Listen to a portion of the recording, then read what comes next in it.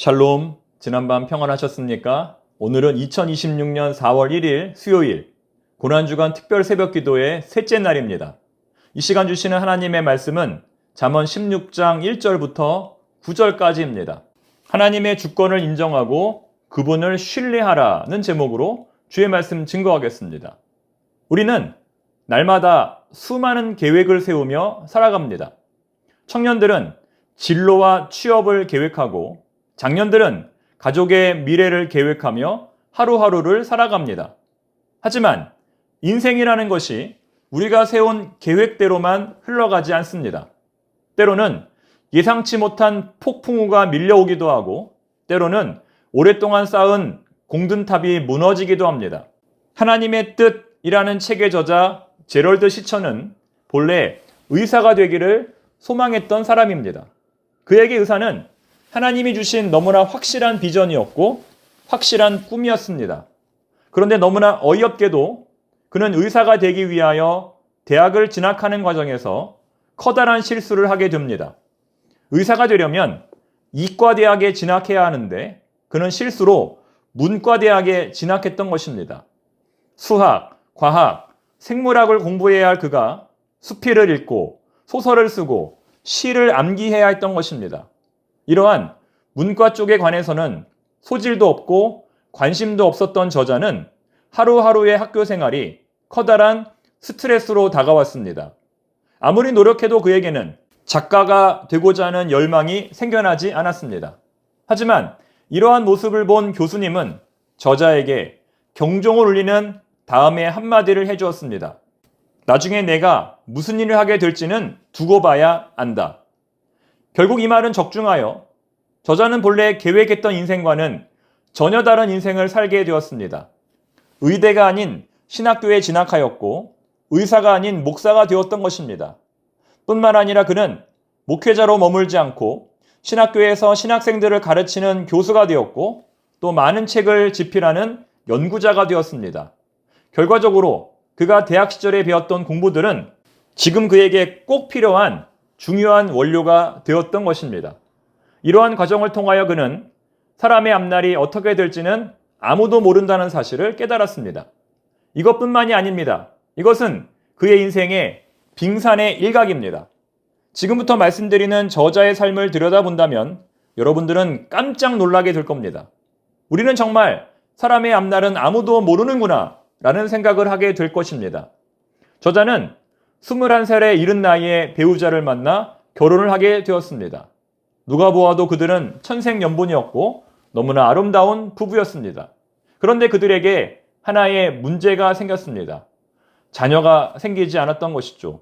그들은 이 문제로 인하여 많이 힘들어했습니다. 하지만 그로부터 오랜 시간이 지나 그들에게도 아이가 생겼습니다. 그것도 한 아이가 아니라 무려 4명의 아이가 생겼습니다. 이제는 정말 남 부러울 것이 없는 가정이 되었습니다. 그러나 이것이 끝이 아니었습니다. 어느 날 이 가족이 고향을 다녀오는 길에 맞은편에서 달려오는 음주운전 차량과 정면 충돌을 하게 되었습니다. 그 사고로 그의 어머니와 그의 아내 그리고 4명의 아이 중 한 아이가 사망을 하게 되었습니다. 하루아침에 저자는 남 부러울 것이 없는 가정의 가장에서 누구도 감당할 수 없는 엄청난 비극의 주인공이 되었던 것입니다. 이러한 과정에서 깨닫게 된 하나님의 은혜를 책으로 기록한 것이 바로 하나님의 뜻이라는 책입니다. 얼마 전 노예를 위한 준비 모임으로 우리 교회 장로님들과 목사님들이 가까운 동빙고 교회를 방문하게 되었습니다. 동빙고 교회는 우리와 같은 용산 시찰의 소속으로 두란노 서원이라는 출판사 옆에 위치한 교회였습니다. 현재 김수훈 목사님께서 담임 목회를 하고 계십니다. 그런데 우리 목사님들과 장로님들은 이 교회를 방문하면서 큰 위로를 얻었습니다. 왜 그랬을까요? 대체로 용산 지역에 위치한 교회들은 주차장이 협소하여 노예 관련 행사를 할 때마다 되도록 회차하기를 권합니다. 그런데 이 교회를 직접 방문해 보니 정말 이 교회는 너무나 장소가 협소하여 자동차가 단 한 대도 진입할 수 없는 상황이었습니다. 오직 사람만이 걸어서 교회 앞으로 들어갈 수 있었습니다. 또한 시설도 너무나 오래되었고 계단도 상당히 많아서 노약자들이 이용하기에 다소 불편했습니다. 정말 개발이 시급해 보였습니다. 이런 상황을 직접 눈으로 보니 예전에 동빙고교회 목사님께서 하셨던 말씀이 생각이 났습니다.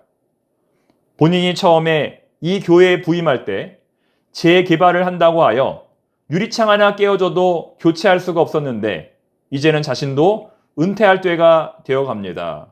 여러분 무슨 말입니까? 내일 일은 아무도 알 수 없다는 겁니다. 우리 청파동 교회도 마찬가지일 겁니다. 우리 교회처럼 재개발 이슈 지역에 사는 사람들은 지역개발 소식에 누구보다 민감하여 나름의 대비책을 세우곤 합니다. 하지만 그럼에도 불구하고 내일 일을 알 수 없는 것이 우리의 인생입니다. 오늘 본문은 우리에게 이렇게 말씀합니다. 마음의 경영은 사람에게 있어도 말의 응답은 여호와께로부터 나오느니라. 무슨 말입니까? 우리 인간이 아무리 계획을 완벽하게 세웠다 할지라도 그것을 이루시는 분은 하나님이시라는 겁니다. 9절도 마찬가지입니다. 사람이 마음으로 자기의 길을 계획할지라도 그 걸음을 인도하시는 이는 여호와시니라.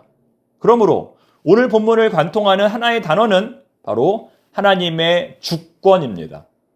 여러분, 지금까지 우리가 살펴본 것처럼 자신의 계획대로 인생을 완벽하게 살아가는 사람이 있을까요? 과거에도 현재에도 미래에도 자기 마음대로 시간을 조절하면서 완벽한 인생을 살아가는 사람이 있을까요?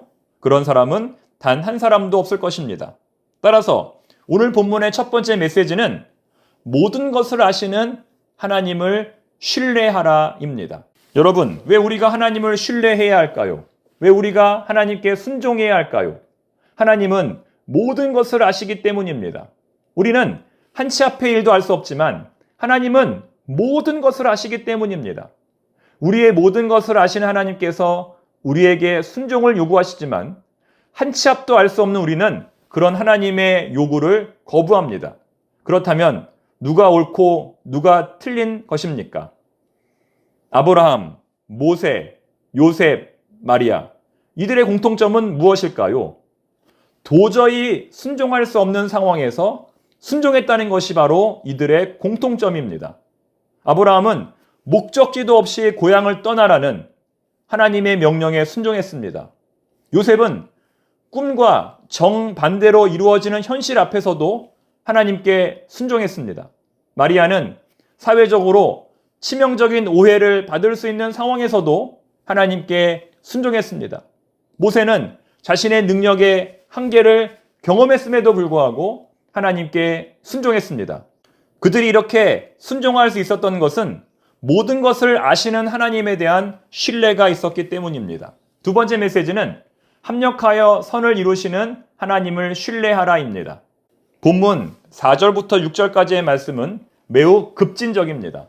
왜냐하면 악인도 하나님의 도구라고 말씀하시기 때문입니다. 착하고 선한 사람만 하나님의 도구가 아니라 악하고 나쁜 사람도 하나님의 도구라고 말씀하시기 때문입니다. 여호와께서 온갖 것을 그 쓰임에 적당하게 지으셨나니 악인도 악한 날에 적당하게 하셨느니라. 내가 이해하지 못하는 상황까지도 하나님의 목적 안에 있으니 의심하지 말고 순종하라는 겁니다. 우리 주변에 우리를 괴롭히는 사람이 있습니다. 우리 주변에 늘 민폐를 끼치는 사람이 있습니다. 그럼 우리는 그런 사람을 볼 때마다 비난하고 욕해야 할까요? 험담하고 꾸중해야 할까요? 그렇지 않다는 겁니다. 합력하여 선을 이루시는 하나님을 신뢰하면서 그런 사람을 만나더라도 최대한의 예의를 갖추고 정중한 자세로 대해야 한다는 겁니다. 오히려 미운 자식 떡 하나 더 준다는 생각으로 그에게 더 큰 선행을 베풀어야 한다는 겁니다. 이것은 불의를 용납하라는 것이 아니라 내 기준에 맞지 않는 사람도 하나님께서 사용하실 것이라는 하나님에 대한 신뢰를 가지라는 의미입니다. 내 기준에 맞지 않는 사람을 볼 때마다 그를 비판하고 정죄하는 자세는 성숙한 신앙인의 모습이 아닙니다. 여러분, 사탄이 언제 스트레스를 받을까요? 우리가 누군가를 험담하고 싶고 비난하고 싶을 때, 그런 말이 우리의 목구멍까지 차오를 때, 3355 모여서 그를 위하여 합심 기도할 때 사탄이 스트레스를 받는 겁니다. 이거 왜 이러지? 내가 의도한 것은 이게 아닌데 라며 사탄이 스트레스를 받는 겁니다. 사랑하는 교우 여러분, 여러분들은 지금 사탄에게 스트레스를 주고 있습니까? 아니면 기쁨을 주고 있습니까? 마지막 세 번째 메시지는 원수와도 화목하게 하시는 하나님을 신뢰하라입니다. 여러분, 우리 신앙생활의 궁극적인 목표는 무엇일까요? 여러분 신앙생활의 궁극적인 목표는 무엇입니까? 이사, 취업, 결혼, 출산, 진급, 이것이 우리 신앙생활의 궁극적인 목표일까요? 그렇지 않습니다. 우리 신앙생활의 궁극적인 목표는 원수와도 화목하는 것입니다. 예수님께서 이루신 십자가의 공로, 그 공로 가운데서 가장 큰 공로는 바로 원수와 화목하게 되었다는 것입니다. 레위기 19장 18절, 원수를 갚지 말며 동포를 원망하지 말며 내 이웃 사랑하기를 내 자신과 같이 하라. 나는 여호와니라. 이웃 사랑의 첫 번째 단계가 바로 원수 사랑입니다. 하나님은 원수된 관계를 그대로 내버려 두지 않으십니다. 반드시 그 관계를 회복하게 만드십니다. 요셉은 자신의 원수, 자기를 노예로 팔았던 형제들과 화해했습니다. 다윗도 자기를 죽이려는 사울을 용서하고 그의 생명을 구했습니다. 스데반은 돌에 맞아 죽는 순간에도 원수들을 용서하며 그들에게 이 죄를 돌리지 말라고 말했습니다. 오늘 우리가 화해해야 할 원수는 누구입니까? 요셉처럼, 다윗처럼, 스데반처럼 용서해야 할 사람은 누구입니까? 우리 신앙생활의 궁극적인 목표는 바로 이것입니다. 기도하겠습니다. 하나님 아버지, 오늘 본문의 말씀을 통하여 하나님의 주권을 깨닫게 하시니 감사합니다. 무슨 일 있더라도 하나님을 신뢰하는 저희들이 되게 하옵소서. 하나님은 지금도 사람과 사람 사이의 관계를 회복시키시고 화목하게 만드십니다. 이 사역에 동참하는 저희들이 되게 하옵소서. 예수님의 이름으로 기도드립니다. 아멘.